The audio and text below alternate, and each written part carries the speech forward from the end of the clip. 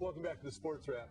Here with me now is the outdoor editor of the Toledo Blade and our good friend of the Sports Wrap, Mr. Steve Pollick. Steve, thanks so much for being here. Good to be here. Steve, we do this every time. I say 35 years, and now we're heading on 36. Yeah, I know. Time marches on. Time marches on, and you look 25. You're the Dorian Gray of the Blade.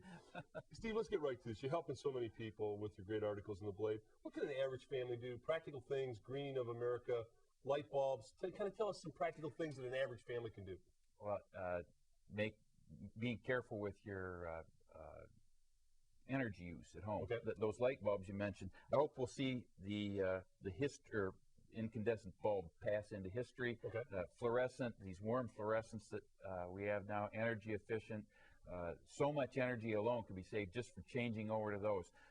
Insulate your house, close the doors, turn the air conditioning up a little warmer. Okay. A little cooler in the winter on the furnace. Things like that are easy. A little shorter shower, or right. Improved efficiency in water shower heads and so forth. Lots of little things. If you stop and think about it, little things add up. So the average family can make a difference if they absolutely. get on board. Absolutely. Steve, I want to ask you, the Ottawa River, and everyone in the summer, you certainly can't miss the smell. And you know, it's a shame when you go by that area. First of all, the people that own property there, but the area is a beautiful landscape, and it could be a wonderful, wildlife area. The smell is, you talked about the sediment on the bottom. What can be done to eradicate that? Well, it's an industrial legacy of decades. We need to get moving on dredging and cleaning up the bottom. It wasn't too many years ago, people that would water ski on the Ottawa River right. would end up with orange skin right. from the contaminants right. in the river. Principally, it's a sediment problem now, decades and decades of sediment. Political will and money. Okay. But it can be done. Sure. And the people that are interested in seeing that done, you got to get on everybody from local, city council, state government, to the feds. And I remember, Steve, when the Maumee, was considered to be biologically dead, and maybe that's an inaccurate term, but when Mr. Skeldon and Clearwater came in. I remember Ned Skeldon. When he swam the Maumee and he drank the glass of water. I wouldn't recommend that, but Ned did it, but it got the point across that we could clean it up. And talk about the Maumee and Lake Erie today. Things are good, right? Much better.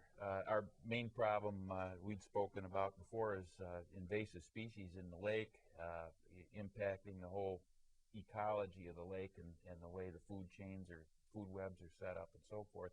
But some of the fish species are adjusting better than others. Okay. These round gobies that are a pest fish out there, well, other fish like smallmouth bass and even walleyes are starting to eat them now. Okay. So they're feeding them. Is that nature's way of kind of balancing it off a little bit? It is. It's a little more complicated than all that, but it's there's adjustments going on. We've got a tremendous walleye crop out there right now. We're hoping we need a good hatch this year, a successful hatch with both walleye and yellow perch and smallmouth bass. Those are the most popular game fish out there. But right now, this summer, if the weather's great, the fishing will be great. Stephen, on the way out, I want to get this last thing. We've got about 20 seconds here. The bees. What problem with the bees? What can be done? What's going on? How will that impact us? I hope the bees figure it out. I hope that they somehow in the history of the bee species, they come up against this colony die-out phenomenon and adjusted to it and come back. Science can figure it out, but the internet theories now aren't the answer, and science is going to take more time than maybe the bees have. Okay. Well, Steve, and the average guy and family can make a difference, and by doing the things that we've talked about, and read your articles in the Blade because you're always giving us tips and helpful hints on how to get along in the outdoors and make our planet a lot better place. Steve, thank you so much, sir, Pleasure. for being with us on Sports Wrap.